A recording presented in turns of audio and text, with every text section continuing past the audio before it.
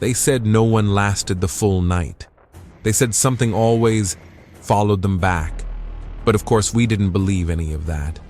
We were just kids looking for a thrill, a story to tell, and maybe a brush with the unknown. We got a lot more than that. My name is Jamie, and this is the night I spent in the ghost school. It started like most urban legends do, in whispers between bored teenagers. There's a school about 10 miles outside of town, up an old overgrown path no one uses anymore. Locals called it Hallowmere Elementary, closed in 1994, abandoned after a fire broke out in one of the classrooms. Only, there was no official record of any fire, no news articles, no school board statement, just a sudden closure, empty halls, desks left as they were, chalk still on the boards, lunch trays frozen in time. And the stories? Well, they came fast.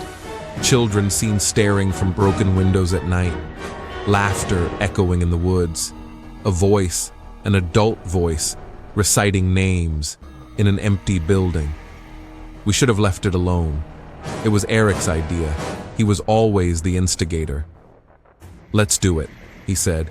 One night, just us, some flashlights, snacks, and sleeping bags. We document the whole thing. We get views, maybe go viral. He got the rest of us on board. Me, Lena, and Marcus. 4 friends.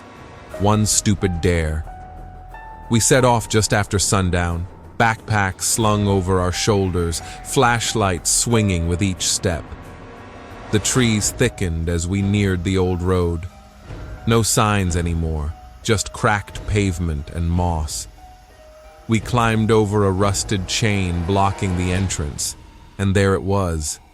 The building, tall, skeletal, with vines crawling up brick walls like veins. The windows were broken in places, others smeared with decades of grime. The front doors, still standing, still closed. Eric pushed them open with a creak that seemed to scream. Inside, it was like stepping into the past. Desks scattered, some upright, some overturned. A moldy globe lay cracked in a corner. Faded posters hung on the walls, bright colors now muted to sickly hues. The smell was awful. Dust, mildew, and something else, something metallic, like old blood. We explored it first, joking to keep the fear at bay, filming with our phones.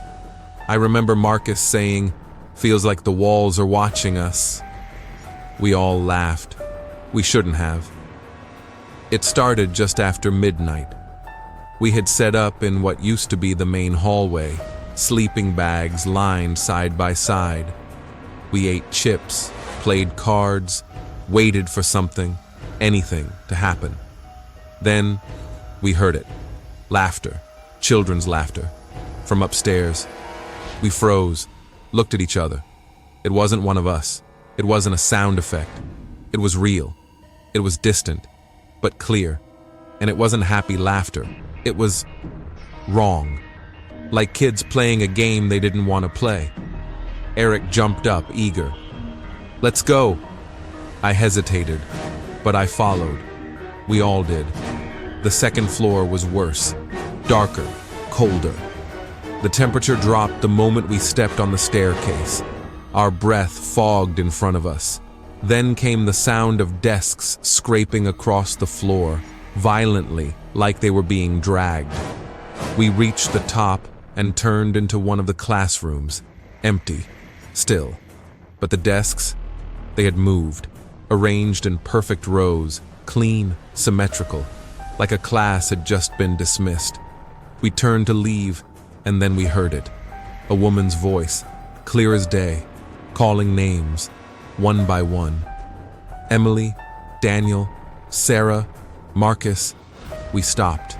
It had said Marcus. He went pale. I didn't imagine that, right? We didn't respond. We just turned our lights off instinctively. Bad decision. Everything went black, and then Footsteps, rapid, all around us, tiny feet, like children running in circles. We couldn't see, we couldn't move. And then, Lena screamed. I turned on my flashlight, and she was gone. We searched for hours, calling her name, opening doors, climbing stairs, checking closets. Nothing. She had vanished. Eric blamed himself. Marcus was shaking. I tried to stay calm, but every room looked the same. Rotting books, peeling paint, and sometimes the sound of chalk writing, just scratching on the board, even when no one was there. At 3:03 a.m., the bell rang. That same school bell. Crisp, loud. It shouldn't have worked. No electricity. We ran. Down the stairs, through the halls, but the layout had changed. Somehow. The front doors were gone. Just more hallways, more classrooms, endless. Then, we saw the painting. One we hadn't noticed before. Hung in a corner, crooked and faded. It showed a class of children, smiling, sitting in rows. A teacher stood behind them. But it wasn't old. It was us, me, Marcus, Eric, and Lena, all four of us, smiling, wearing the same clothes we had on now. And then, our eyes in the painting began to bleed. Marcus collapsed, screaming. He clawed at his head, saying someone was whispering in his ears. He begged for it to stop. Then he went still, eyes open, mouth open, but no breath. Eric snapped. He ran down the hallway, screaming Lena's name. I chased after him, calling out, "We have to stick together!" But he disappeared into the dark, just gone. I was alone, completely, horrifyingly alone, until I heard it again. The roll call. But now it was all our names. And when it finished, the voice said, "Present." I don't remember how I got out. One moment I was running, the next, I was outside. Dawn was breaking. Birds were chirping, as if none of it had happened. Only 3 sleeping bags remained. Mine and Marcus's. Eric's and Lena's were missing. I called the police, told them we got lost. Never mentioned the voice, or the laughter, or the painting. They searched for days, never found a trace of them, not even footprints leading away from the building. That was 6 months ago. I don't sleep well anymore. I hear the bell sometimes, in my dreams. I still have the video files, but they're corrupted. Just static and the faint sound of chalk on a board. And yesterday, I got a letter. No return address. Just one sentence written in neat cursive. "Please return to class, Jamie." And beneath it, a photo. A class photo.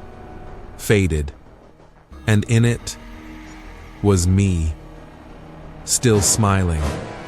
Still sitting next to Lena and Eric, but with eyes that were completely black.